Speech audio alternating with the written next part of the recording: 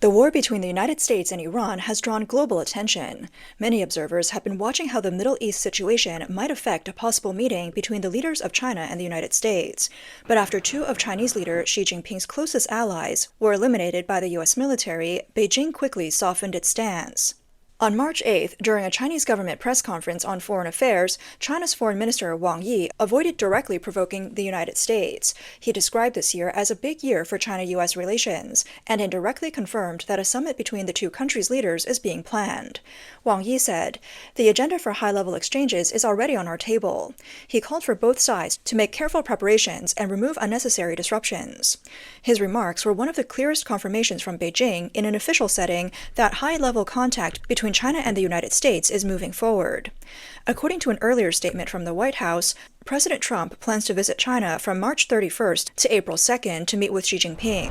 If the visit takes place, it will be the first time in 9 years that a U.S. president has visited China since Trump's trip in 2017. However, when asked about it on March 2nd, Chinese Foreign Ministry spokesperson Mao Ning only said that China and the United States were maintaining communication regarding interactions between the two heads of state. Mao added that there is no information to share at the moment. Beijing usually announces the schedule for visiting foreign leaders only a few days before the trip. Ding Shufang, honorary professor at the Graduate Institute of East Asian Studies at National Chengchi University in Taiwan, said Wang Yi's latest remarks suggest that Trump's visit to China will likely take place. Earlier reports from Bloomberg said that U.S. Treasury Secretary Scott Bessent and Chinese Vice Premier He Lifeng were planning to meet in Paris in mid-March to prepare for the Trump-Xi summit at the end of the month. Chen Shiming, a political science professor at National Taiwan University, said the meeting between He Lifeng and U.S. negotiators was probably arranged before the U.S. military attack on Iran, and they're simply following the original plan. He believes that for President Trump, the focus will mainly be on economic and trade issues, rather than reaching any major political agreement with Beijing. There are also reports that Xi Jinping has prepared a very large gift package for the Trump-Xi meeting. According to people familiar with the matter, American plane manufacturer Boeing is close to finalizing its first major aircraft order with China in nearly 10 years. The deal could involve about 500 Boeing 737 MAX planes. The order is expected to be announced during Trump's visit to China, although negotiations could still stall. Bloomberg reported that if the order for 500 planes is finalized, it could conclude years of negotiations between Boeing and Chinese airlines. It would also end the long period during which China, the world's second-largest aviation market, has not placed a large Boeing order. The report added that the two sides are also discussing another order for wide-body aircraft, involving about 100 Boeing 787 Dreamliners and Boeing 777X jets. However, this deal is expected to be announced after the Trump-Xi meeting. But people familiar with the negotiations also warned that in the current complicated geopolitical environment, there's still uncertainty about whether Boeing will actually secure such a large order. Independent political commentator Cai Shen-kun wrote on X, "Last month, a well-connected source in Beijing told me that Xi Jinping attaches great importance to Trump's visit to China at this time. Especially after purging many top military commanders, Xi seems interested in easing the confrontation and tension between China and the United States. It is even possible that he will make major concessions to Trump on trade issues. As for the specific measures, the Chinese side already has plans prepared. When they're revealed, the Western world and even people inside the Chinese Communist Party may be very surprised." Regarding reports that Beijing may offer a large gift package to President Trump, Cai Shen-kun said, "Beijing is preparing to announce the purchase of 500 Boeing airplanes during Trump's visit to Beijing, and that would only be the appetizer. More big deals could follow, making Trump's trip to Beijing very rewarding. It's even possible they may release Hong Kong media tycoon Jimmy Lai." Earlier this year, President Trump first ordered the U.S. military to capture Venezuelan President Nicolas Maduro and bring him to the United States to stand trial. Then, on February 28th, the U.S. and Israel carried out a strike that killed Iran's leader, Ali Khamenei, along with dozens of senior military and political officials. Military strikes against Iran are reportedly still ongoing.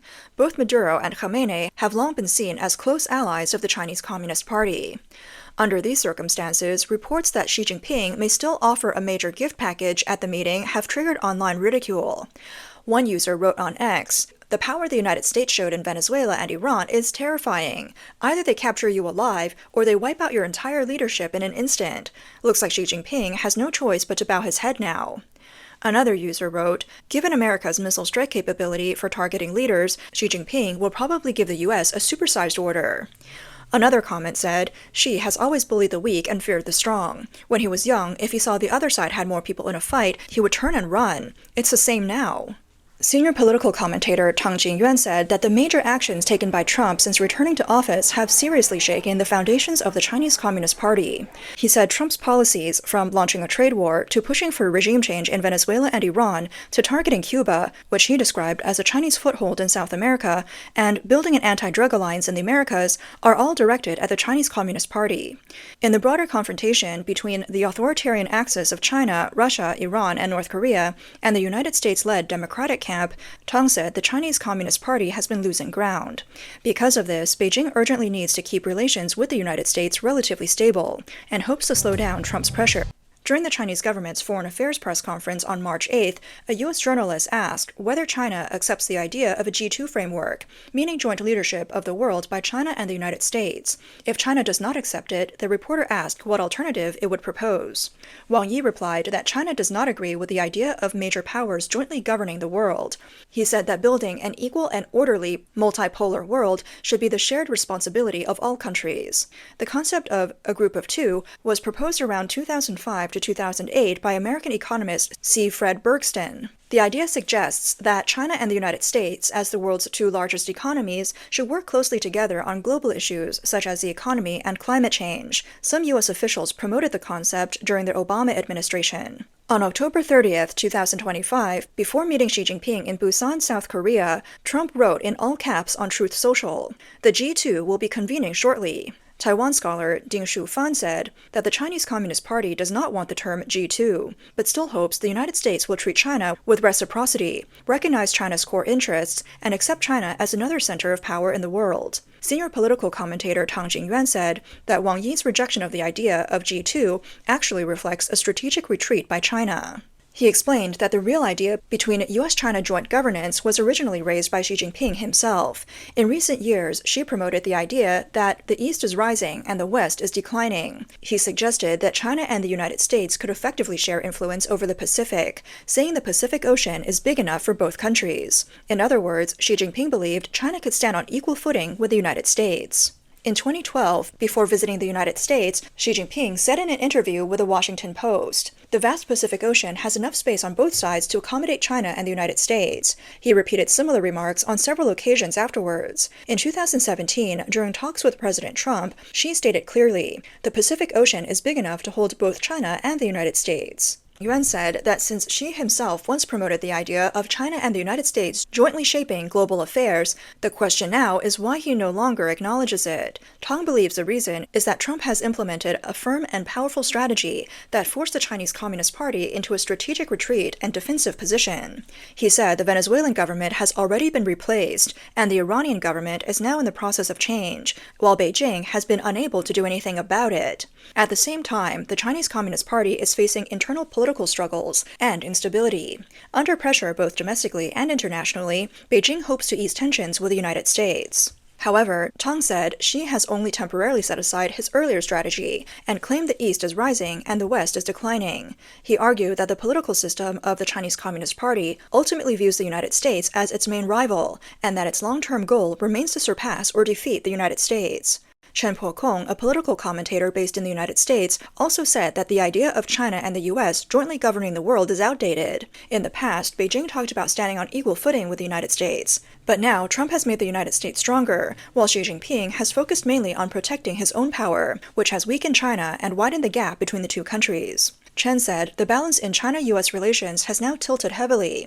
In the past, there was at least some balance, and Beijing still had certain resources to challenge the United States with. But many of these positions and allies have now been weakened by U.S. actions. At the same time, internal struggles within the CCP and military have created chaos, leaving Beijing with less ability to challenge Washington. Chen said that if Trump visits China, the United States will be in a stronger position, while Xi Jinping and the CCP will be in the weaker one. It means Trump could demand more concessions on trade or bilateral relations. Under such circumstances, talking about joint governance would not make much sense.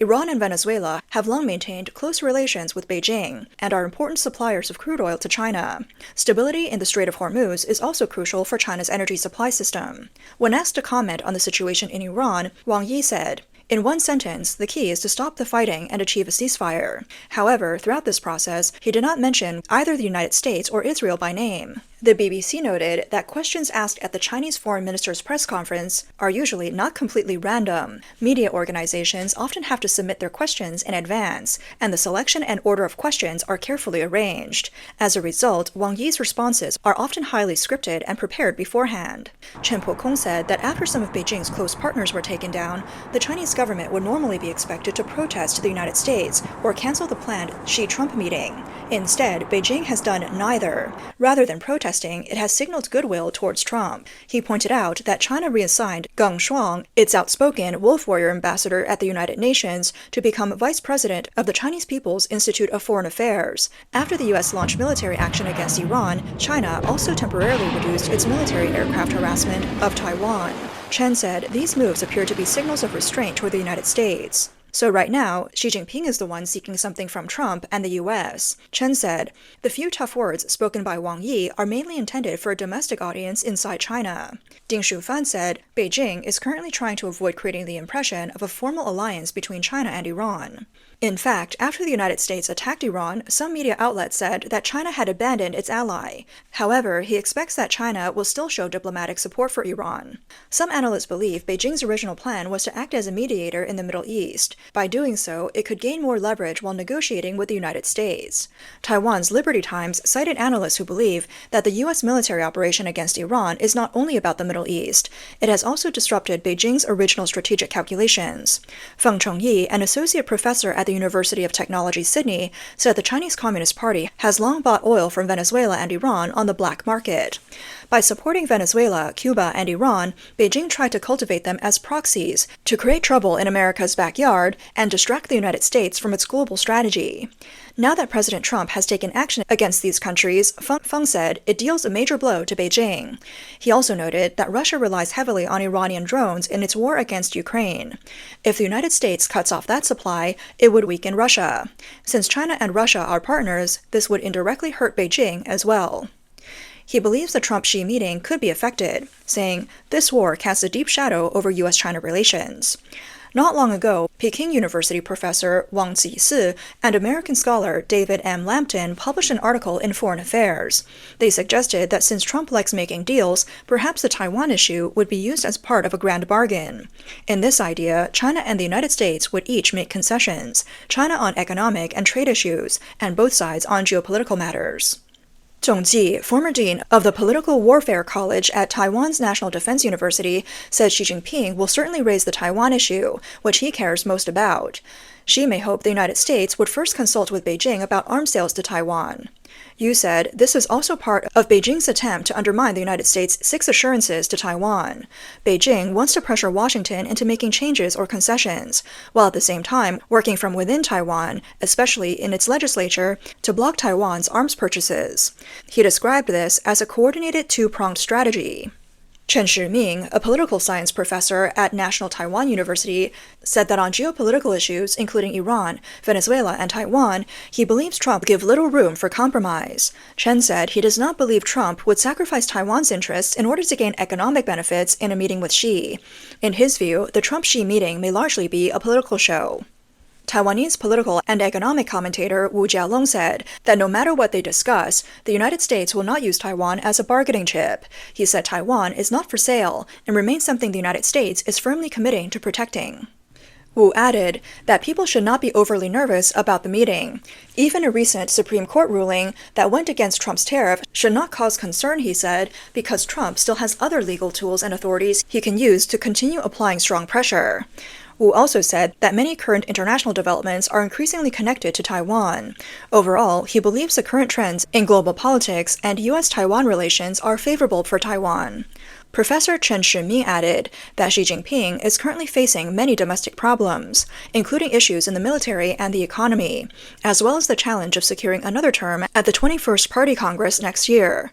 Because of this, Xi is unlikely to want relations with the United States to worsen right now.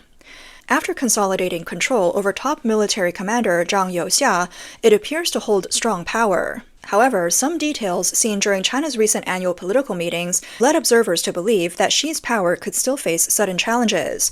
As a result, the political system remains under extremely tight control.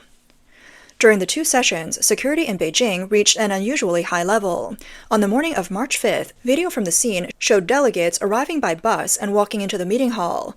The surrounding area was filled with men dressed in black who were closely watching every movement around them. Hong Kong's Ming Bao reported on March 10th that the National People's Congress session on March 9th began at 9 a.m. Preparations had already started around 7 a.m., with staff working intensely to get everything ready. Every report placed in front of Xi Jinping was carefully checked page by page by designated staff members. After confirming that everything was correct, the documents were neatly aligned and placed on the desk. The documents for other Chinese leaders were also sorted and arranged one by staff members, then checked again by another person. Political commentator Li Lingyi said that this practice before the meeting unintentionally reveals the strict internal controls within the Chinese Communist Party.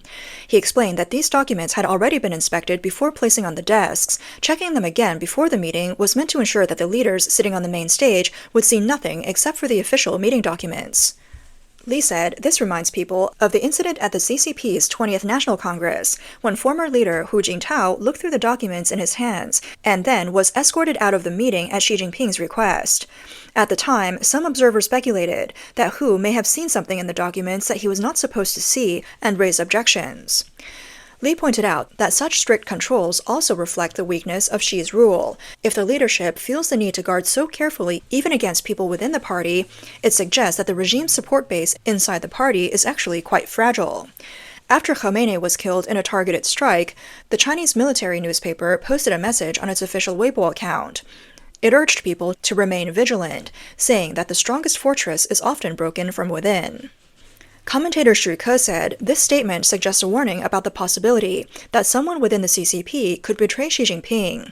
He believes the remark sounds almost like a prophetic statement that later comes true. According to Xu, this reflects what may be the deepest fear in Beijing and for Xi Jinping himself.